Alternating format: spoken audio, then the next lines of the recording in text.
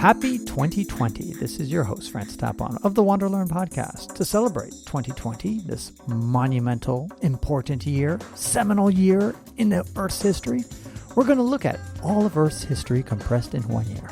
In fact, if you Google Earth's history compressed in 1 year, the number one result on Google is one of my articles.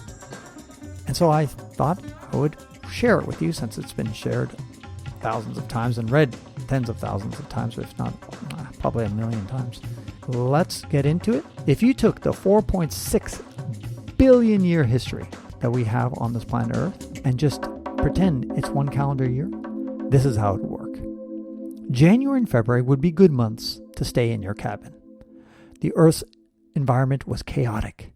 Incessant wind and rain would erode away barren mountains faster than a plastic surgeon can erode away Michael Jackson's nose.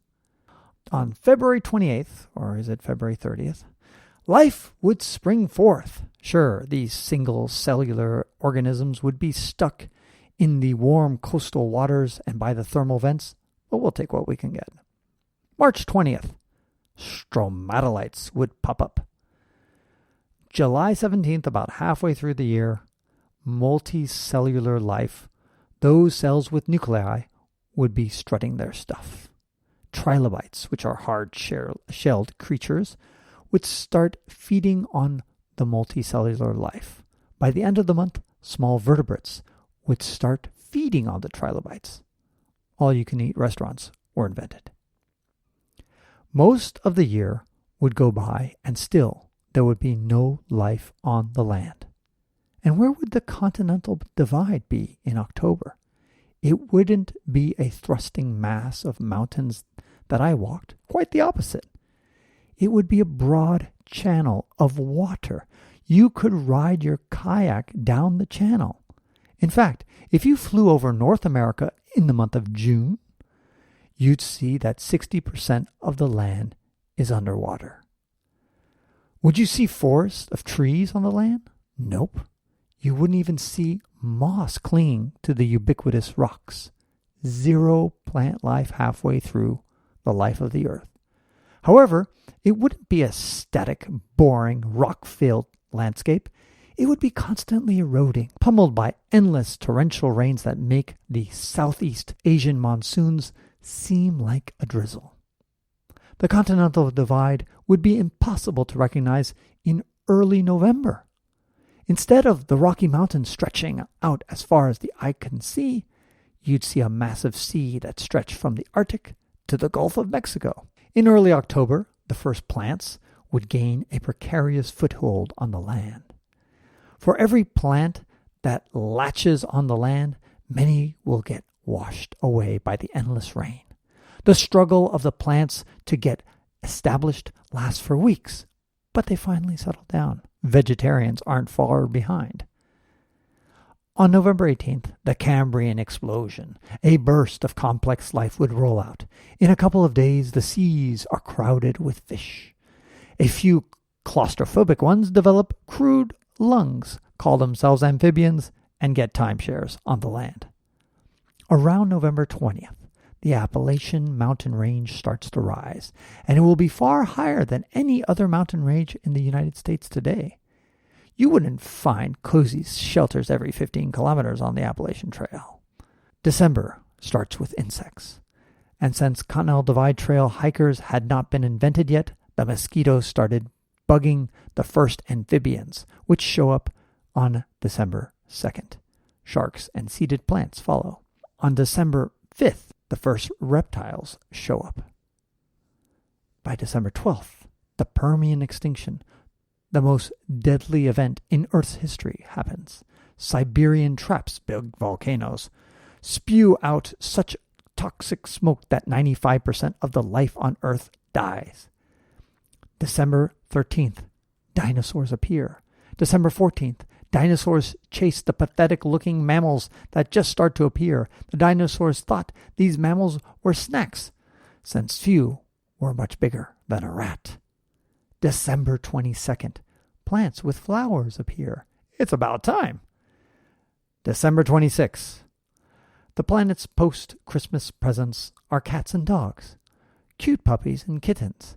The most memorable event of this day is when an asteroid the size of Manhattan Island strikes the Yucatan with a force of 100 million megatons. The impact would release a heat pulse that would set off fires across the planet. The result, a planetary dinosaur barbecue. December 27th, grasses spread like fire across the earth. Pigs and deer follow. The Rocky Mountains would finally start to rise and tower over the surrounding land. And the Continental-Divide-Trail wasn't well marked then either. The Colorado River would start its tedious process of slicing the Grand Canyon. On December 28th, first primates jump through the trees. The sun would rise on the last day of the year, December 31st, and still no sign of humans. Finally, at 1718, in other words, 5:18 p.m., somewhere in Africa, the first clumsy hominids would stand up. During the last hours of the year, you'd see massive sheets of ice as tall as mountains cover America and Eurasia. And like an accordion, you'd see the ice sheets, which are glaciers, come and go 4 times in just a few hours. It would look like a global warming yo-yo gone wild.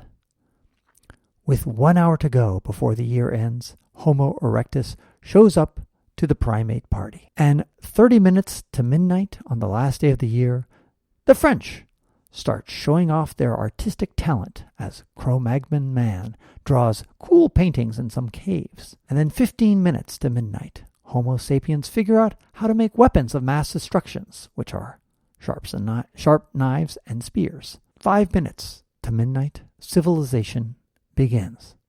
Prostitution shortly follows. Egyptians, Babylonians, Greeks, and Romans each spend about a minute building touristy buildings. And then, at 23:58 minutes and 43 seconds, Jesus tells everyone to behave, and we kill him a nanosecond later. With just 20 seconds to go before the year draws to a close, Columbus bumps into America. Dick Clark is born and starts making a living counting down the seconds of the new year. With just 7 seconds to go, announces Dick Clark, and the rebels sign the Declaration of Independence with just 7 seconds to go. And in those final 7 seconds, we finally arrive at the crown jewel of 1 billion years of evolution. Megan Fox. Whenever you're feeling pretty important in your cubicle, or you're pissed off that your spouse is late, or you're frustrated that you don't have everything you want, then perhaps it's time to think about this timeline. James C. Reddy wrote a similar timeline 50 years ago. I think about this timeline every day during my walks in the wilderness, especially when a lovely rash develops near my groin. Put your life in relationship to this calendar. Put whatever event that you think is a big deal and place it in this timeline. Watch its importance shrink to nothingness. This might make you depressed, but it can also liberate you from the shackles that bind most of us to the unimportant issues of the day. It might help motivate you to make the changes in your life that you've wanted to make. Go out and have fun, hike your own hike, and enjoy the time you have on this lively planet. This is Francis Tapon, encouraging you to wander and learn. And that concludes this episode of the WanderLearn podcast, where we explore travel, technology, and transformation. If you'd like to see the show notes with links to what we talked about, or if you'd like to comment on the show, or if you'd like to ask me a question, then go to WanderLearn.com and click on this episode. If you'd like to connect with me, just remember ftapon. That's my first initial and my last name. ftapon is the username I use on all social media. You can also get to my website by going to ftapon.com. And here's one last reason to remember ftapon. If you like what I do and would like to get rewarded for supporting my projects, then go to patreon.com/ftapon. That's where you can pick up some remarkable rewards for as little as $2 a month. And now for 5 quick favors. Number 1, subscribe to the WanderLearn podcast. 2, download it. 3, share it. 4, review it somewhere. And 5, sign up for my newsletter at WanderLearn.com. Our theme music was composed by Eric Stratman. This is Francis Tapon, encouraging you to wander and learn.